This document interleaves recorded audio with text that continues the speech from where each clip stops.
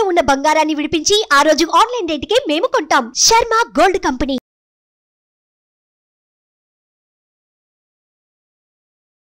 Hi, welcome to our channel. ఈరోజు మనతో పాటు ఉన్నారు జ్యోతిష వాస్తు పండితులు, జ్యోతిష వాస్తు శిక్షణ నిపుణులు, మహాగౌరి అమ్మవారి ఉపాసకులు శ్రీ దింటకుర్తి మురళీకృష్ణ గారు. గురుగారు నమస్కారం సార్. నమస్తే నాన్న. హరి ఓం శివం. సార్, ప్రస్తుతం ఏపీలో ఎలక్షన్ వేడి మొదలైందని చెప్పుకోవచ్చు. ఇప్పటి నుంచే ప్రచారాల జోరు కూడా మొదలైంది. ఇప్పటికే వైసీపీ కూడా అభ్యర్థులను ప్రకటించింది. గత 2 సార్లు కూడా జనసేన పోటీ చేసి కొన్ని సీట్లు కదా అసలు గెలవలేకపోవడం కూడా జరిగింది.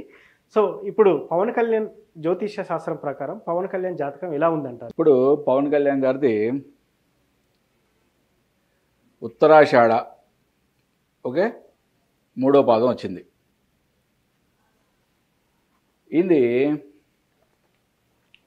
జాతకం చక్రంలో ఉన్న బలాబలాలు ఒకసారి విశ్లేషణ చేసుకుందాం. కుజుడు ఉచ్చ స్థానంలో ఉన్నాడు, అంటే మకర రాశిలో ఉచ్చంలో ఉన్నాడు అన్నమాట. అంటే కుజుడు అంటే ఎవరు? సేనాధిపతి, వారియర్. రవి స్వక్షేత్రంలో ఉన్నాడు. రవి అంటే ఎవరు? రాజు. ఓకే. రవి బుధుల కలయిక బుధాదిత్య యోగం, చంద్రుడు కుజుడు కలయిక చంద్రమంగళ యోగం. ఓకే, ఇవి కూడా చాలా అద్భుతంగా యోగించినాయి. మరి అసలు ఇప్పుడు మనం జనరల్గా మనం రాజరికం అప్పుడు జ్యోతిష్య శాస్త్రంలో ఏ ఏ గ్రహాల బలం ఉంటే వాళ్ళు రాజ్యస్థాపన చేస్తారనేది మనం ఇంతకుముందు కూడా ఒకసారి చెప్పుకున్నాం. ఓకే, రవి బుధుడు గురు శుక్రులు బాగా బలంగా ఉన్నారు లేదని బాగా ఇంపార్టెంట్గా చూసేవాళ్ళం. బట్ ఇప్పుడున్న ఈ యొక్క విపరీత రాజకీయాలు కదా ఇవి. ఓకే, ఇప్పుడు ఇంపార్టెంట్గా రాహువు శని బాగా బలంగా ఉన్నారా లేదని చాలా ఇంపార్టెంట్. ఎందుకంటే ఇవాళ గెలిచి, ఓకే, ఆ క్యాండిడేట్లు ఉండరా పార్టీలో, ఇట్లా రకరకాల ఎత్తుగాళ్ళు ఉంటాయి. ఓకే, ఒకళ్ళని మోసం చేసి ఇంకొకళ్ళని ఇంకో పార్టీలో తీసుకునే ఉంటాయి. అది రాజకీయం అలా అయిపోయింది, దాన్ని మనం ఏం చేయలేం. బట్ ఈ పోకడలు మారిన ప్రకారం మనం జ్యోతిష్ శాస్త్రంలో ఏ గ్రహాల బలం ఎక్కువగా ఉందనేది ఉంటే ఈ ప్రస్తుత పరిస్థితుల్లో వాళ్ళు నెగ్గుకు రాగలదని చూద్దాం ఒకసారి. అంటే రాహువు శని చాలా బలంగా ఉండాలి. ఇక్కడ ఈయన జన్మజాతకం ఫస్ట్ చూద్దాం. జన్మజాతకంలో రాహువు శని 5వ ఆస్పెక్ట్లో ఆల్రెడీ ఆయనకి 5వ ఆస్పెక్ట్లో కలిసి ఉన్నారు. అంటే ఏంటంటే ఈయననే పుట్టుకతోనే ప్రస్తుత రాజకీయాలకు ఉపయోగపడే వ్యక్తి అంటాం. ఓకే, అంటే పుట్టుకతో మీన్స్ 30 ఇయర్స్. అంటే ఏ వ్యక్తికైనా 30 ఇయర్స్ తర్వాత ఇటువంటి యోగకారాలని కూడా మంచిగా పర్ఫెక్ట్గా జరుగుతాయి అని చెప్పచ్చు. అంటే హీఈజ్ బోర్న్ పొలిటికల్ లీడర్, దాంట్లో ఎటువంటి డౌట్ లేదు. ఓకే, ఇప్పుడు మరి గోచార బలం ఎలా ఉంది? ఓకే, అది కూడా చూద్దాం.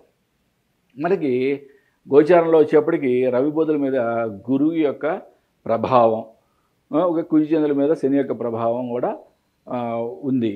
ఓకే, నెక్స్ట్ శని 7వ దృష్టితో రవి బుధులు శుక్రుల మీద కూడా చూడటం అనేది కూడా అంటే ఏంటంటే చాలా ఈయన కష్టపడాలి. ఓకే, రేపు జరిగే ఎలక్షన్లో చాలా ఎక్కువ కష్టపడాలి. కష్టపడితే కానీ ఈయనకి ఫలితం రాదు. బట్ ఇక్కడ ఒక ఆస్పెక్ట్ ఏంటంటే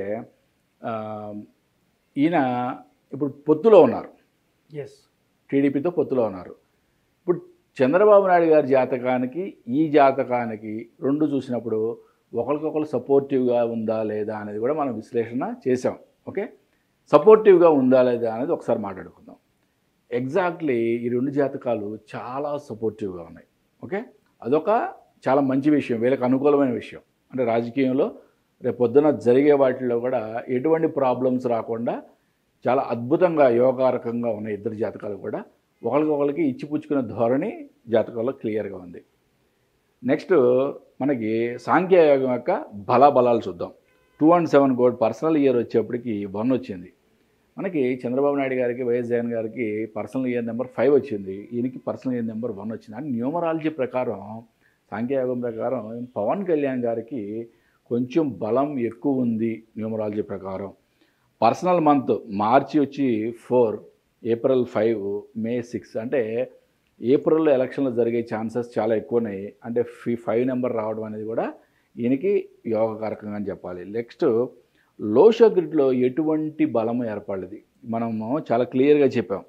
ఈ మాస్టర్ కీ 5 నెంబర్ అనే మాస్టర్ కీ లేకపోతే, మాస్టర్ నెంబర్ లేకపోతే కలుపుకోలుతనం, అంటే నాయకులందరినీ కలుపుకోలుతనం, అంటే ఎక్స్ప్రెస్ చేసి లాక్కునేతనం ఉండదు, ఎక్స్ప్రెస్ చేయలేరు వీళ్ళు అనేది మాత్రం క్లియర్గా చెప్పచ్చు. అంటే కమ్యూనికేషన్ పర్ఫెక్ట్గా చేయలేరు.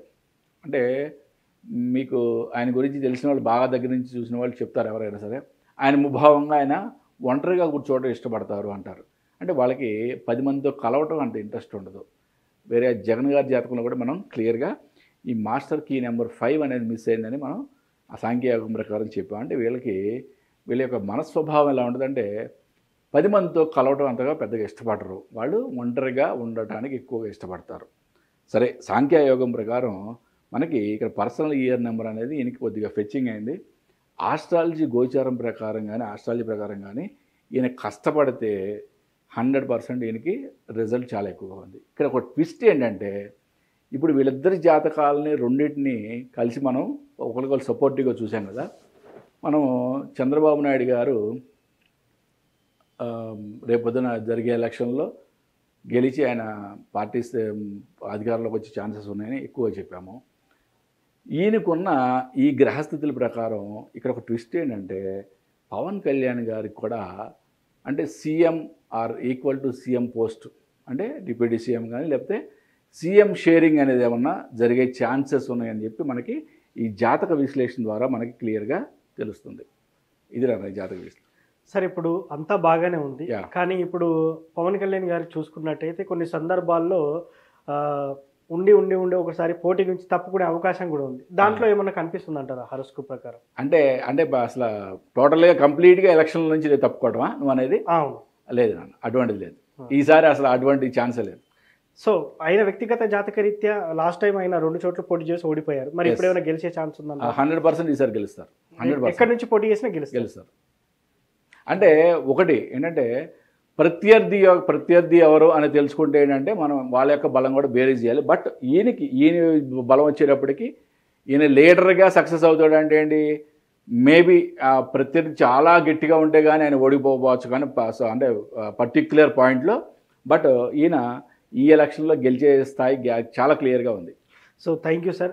నిజంగా పవన్ కళ్యాణ్ జాతకం ఎలా ఉంది, ఈసారి ఆయన రాజకీయ భవిష్యత్తు ఎలా ఉండబోతుంది, సినిమా భవిష్యత్తు కాకుండా రాజకీయ భవిష్యత్తు మీద ఇప్పుడు ఎక్కువ ఫోకస్ పెట్టినట్టు వైనం కనిపిస్తూ ఉంది. సో పూర్తిగా విశ్లేషించినందుకు థ్యాంక్ యూ సార్. నమస్తే అండి. హరి ఓం శివ. చూశారు కదా, పవన్ కళ్యాణ్ జాతకం ప్రకారం ఏపీలో రాజకీయ భవిష్యత్తు ఎలా ఉండబోతుంది అనేది మురళీకృష్ణ గారు వివరించారు. ఇది వాటి కార్యక్రమం. మరో కార్యక్రమంలో మళ్ళీ కలుద్దాం. Thank you.